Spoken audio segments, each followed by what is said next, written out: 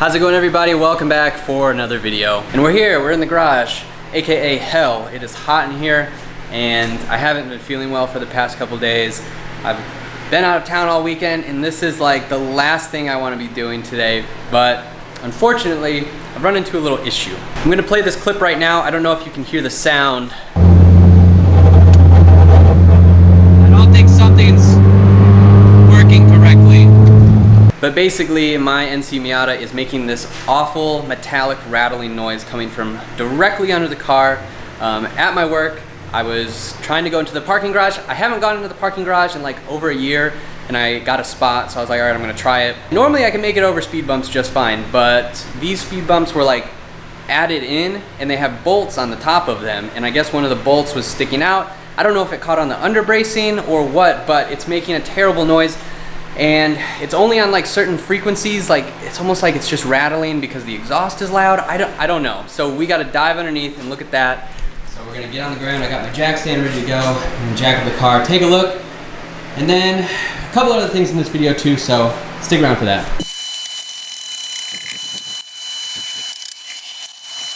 Going underneath the car, as you can see, the little X brace has taken a little bit of damage. You can see where it got caught, like right there, nicked right there. Everything else looks as it should be though. But I think what's happening is everything seems to be sturdy, nothing got sheared off. If you can see, the exhaust is really close to this, and I think it's hitting the X brace whenever I'm on like decel or something, because I really can't see anywhere else that would be an issue. This one's fine. Nothing's dangling off that. Excuse the catalytic converter, had a hole in it. I'm just gonna take some pliers, I think, just bend this thing back, and hopefully that fixes it.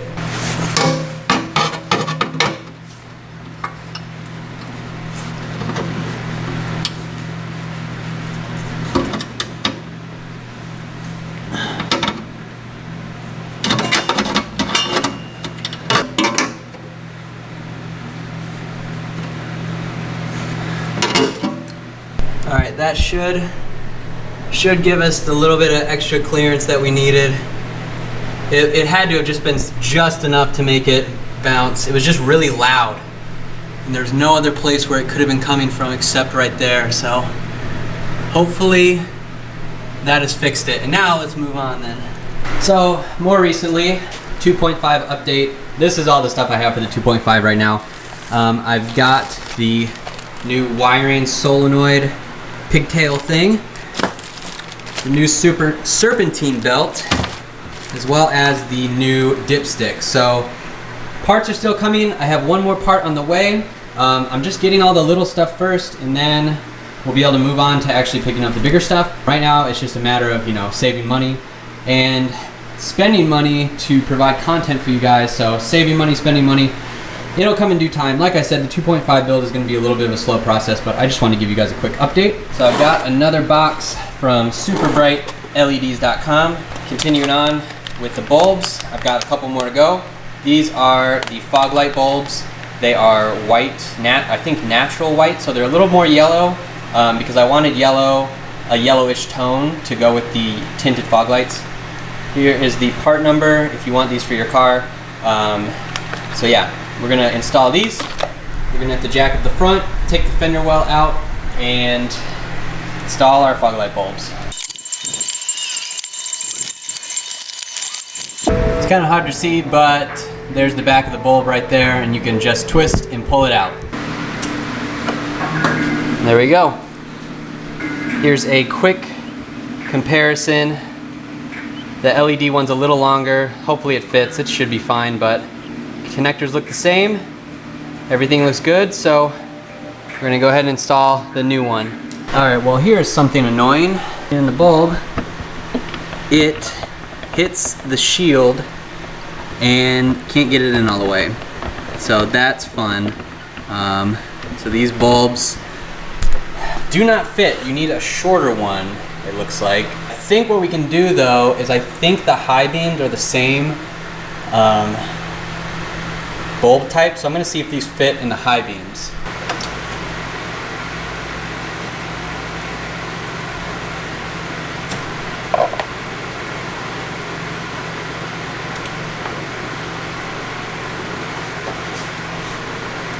Putting the key in, turn the headlights on, turn the brights on. So here is this one, and here is the new one. So I guess it works. Really, really bright. It works as a bright, I guess. So it's a little bit different color tone than this, which is fine. I don't really use my brights that often. This one's definitely more yellow, definitely more warm. So I guess I gotta order new fog light bulbs, but this video has turned into a high beam install video, I guess. So the driver's side one is done. That means we can close the hood. One thing I wanted to do really quick before I wrap this video up, I bought these new push clips. These are from Atex. I got them on eBay, I think. They were like $6 for 50 of them. So I got a bunch of these because I'm missing a ton in my fender well. And they've worked pretty well so far. If you want more, pick some up for like $6 and you'll have them for life. All right, so as you can probably tell, I am sweaty, I'm beat, I'm tired. Luckily I didn't have to do the other side where the fog light was. I didn't have to jack up the car or anything. You can do both the high beams from inside the engine compartment. So yeah, just remember, if you do order those bulbs, they only work on your front high beams. So keep that in mind. I need to find a shorter bulb that will fit into the fog light housing because I still want to do that. Once that's done, we are done with LEDs. I promise I'm not going to do any more. That's the last of the LEDs. So here is what the high beams look like.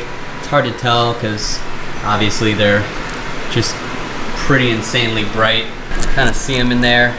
They're on both sides. They're kind of that yellowy white, which is fine. But yeah, so successful install.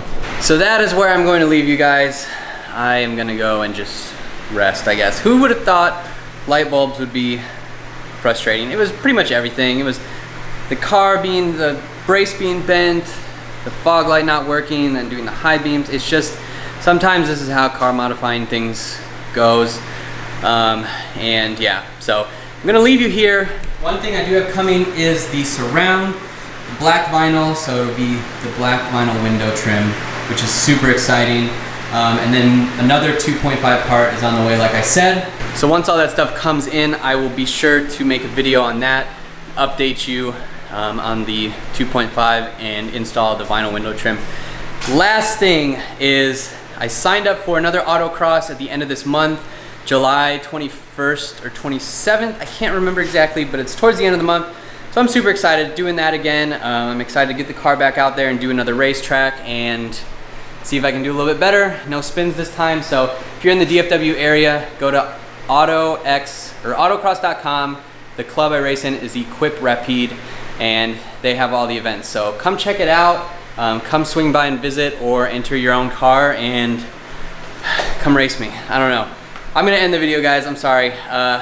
Be sure to hit the subscribe button, leave your likes, leave your comments. I'll see you in the next video.